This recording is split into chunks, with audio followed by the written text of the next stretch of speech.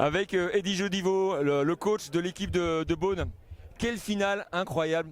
On pensait que c'était la finale peut-être la plus déséquilibrée de toutes du programme d'aujourd'hui. Mais on a vu une équipe de Chablis qui, contre toute attente, a mis le caillou dans la chaussure de Beaune. Oui, alors déjà, il n'y a jamais de match gagné d'avance. Hein. On savait que ça allait être compliqué. On connaissait leurs points forts. Après, début de match où je pense qu'on peut marquer un peu plus, se mettre à l'abri, être tranquille. On sait leurs points forts, on les laisse s'exprimer. Et puis effectivement, c'est pas un caillou, c'est un pavé dans la chaussure. Donc on peut les féliciter hein, parce que on avait gagné 30 points chez eux, on avait gagné 50 points ici. Peut-être que ça, il y a eu une forme du fait qu'on les ait sous-estimés. Mais je pense surtout qu'on s'est mis une pression incroyable et qu'on a raté des actions simples qu'on n'avait pas ratées, par exemple en quart de finale ou en demi-finale. Donc voilà, félicitations à Chablis. Et puis après, le truc qui est super, c'est que bon, les joueurs n'ont pas lâché. Et voilà, après, ils ont une capacité à tenir des enchaînements longs et où ils avancent. On n'a jamais réussi à casser ces enchaînements, donc bah voilà. C'est vrai qu'à un moment du momentum de Chablis, ils sont remontés, ils sont revenus très très fort au score. On s'est rendu compte que quand Chablis gardait le ballon, ils étaient capables de vous marquer un essai de pratiquement 100 mètres. Hein. Cet essai qui a été vraiment marquant de la capacité de cette équipe à garder le ballon. Et c'est au moment où ils ont rendu le ballon au pied que la pression s'est inversée, où là vous avez réussi à mettre la main dessus et à reprendre le leadership du match. Ce qui est plutôt drôle, c'est de savoir comment ils ont eu la balle. Parce qu'on leur a rendu quelques ballons faciles. On a été imprécis et donc on savait qui tenait les ballons, on le savait. Hein, et donc voilà. Après, effectivement, c'est l'équipe qui tenait la balle là, pour le coup, gagnait. Et on l'a tenu peut-être un peu plus qu'eux, mais je pense qu'on a beaucoup de déchets. J'ai au moins 3 actions fortes en première mi-temps où on marque pas. J'ai au moins 2 actions fortes sur la deuxième mi-temps où on marque pas. Et voilà, et bon, malgré tout, ça finit bien pour nous. Donc félicitations aussi aux joueurs de Beaune qui n'ont pas lâché le morceau. C'est un moment quand on a le doute et que l'équipe adverse se rapproche et qu'on est un peu démunis, c'est pas facile. À l'issue du carton jaune, on prend 14 points. Et là, les joueurs ont eu la force d'esprit, la force mentale, d'aller rechercher le score, d'aller réinverser la tendance, de remarquer des essais, de reprendre les choses en main. Par contre, on savait et on l'a fait. Dès qu'on leur a rendu la balle, eh ben, on s'est mis en difficulté tout seul. Voilà, c'est pour moi ça et puis l'aspect mental sur la préparation, enfin pas la préparation, sur la façon d'appréhender le match. C'est les deux choses qu'il faut qu'on essaye d'avancer plus pour le 32e.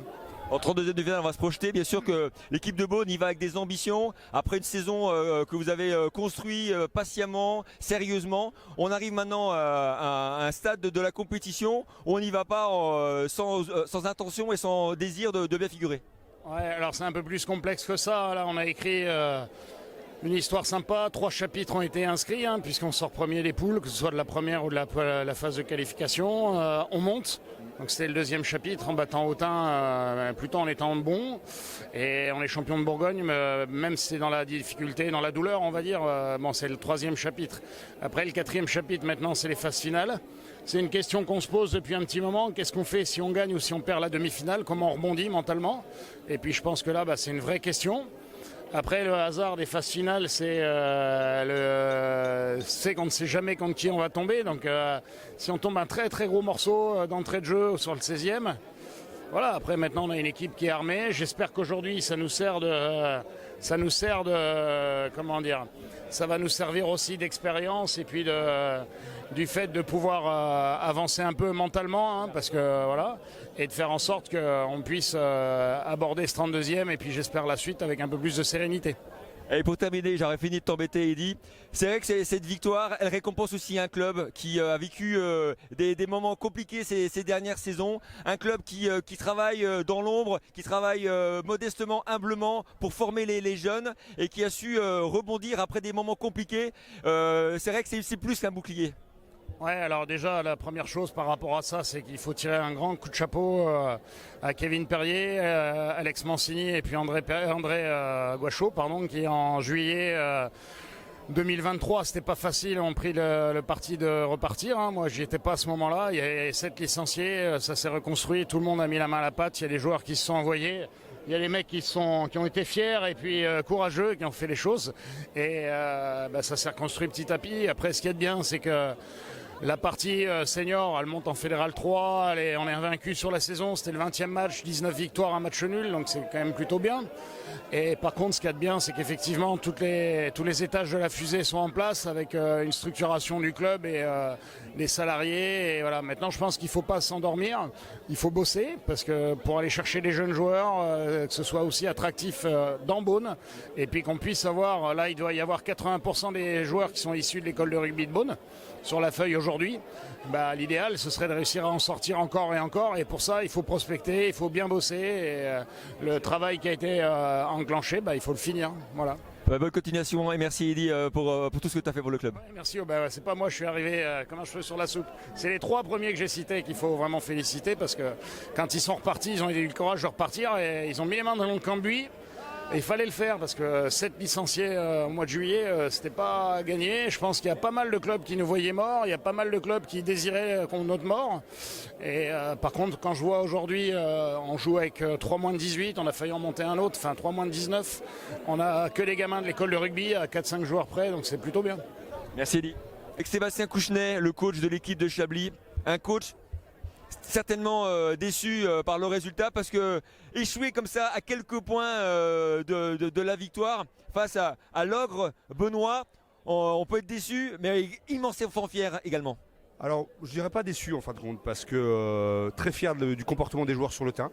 On savait qu'on avait très peu de chance contre Beaune, parce que c'était une équipe qui est quand même très en place et qui mérite largement sa victoire par rapport à la saison qu'elle a fait. Donc, à un moment, il ne faut pas se mentir par rapport à ça. Par contre, on s'était dit avec les joueurs qu'il fallait vraiment qu'on les mette en difficulté et qu'on propose quelque chose de très correct. Et je pense qu'aujourd'hui, les joueurs ont vraiment répondu à ça.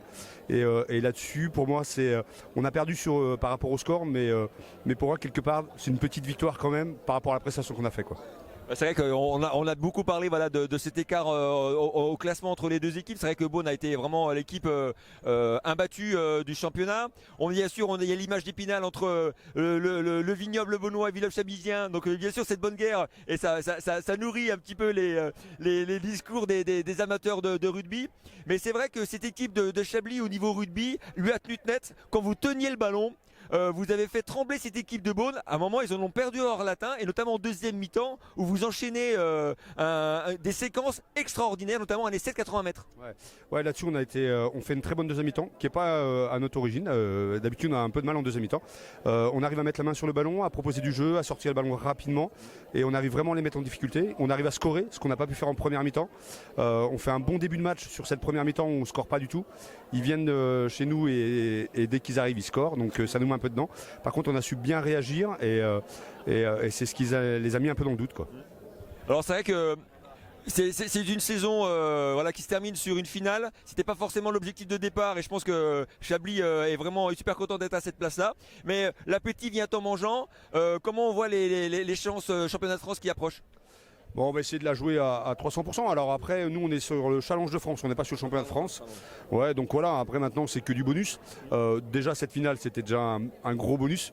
Donc maintenant, on va essayer de prendre du plaisir sur le terrain, continuer à essayer de proposer quelque chose de très cohérent par rapport aux adversaires qu'on a. Et puis pour terminer, le 16e homme chablisien était là en force. On a vu des supporters qui vous ont poussé jusqu'au bout. On n'entendait qu'à un moment, les Beaunois, le stade Jean Guiral, qui est le fief de Beaune, était vraiment muet, et on n'entendait que le peuple chablisien. C'est vrai que c'est une victoire, c'est une finale qui est importante pour les joueurs, mais importante pour un club, et importante aussi pour une région qui respire le rugby. Ouais, et je trouve ça très très important aussi. On s'est déplacé avec un bus plus plein de voitures à côté, donc c'est quand même très encourageant pour les joueurs. Il y avait toutes les familles qui étaient là. Les joueurs ont répondu présents aussi par rapport à ça. Et c'est vrai que ça nous a poussé sur la fin, et c'est quand même très sympa quand même. Bon retour à vous et félicitations. Merci beaucoup.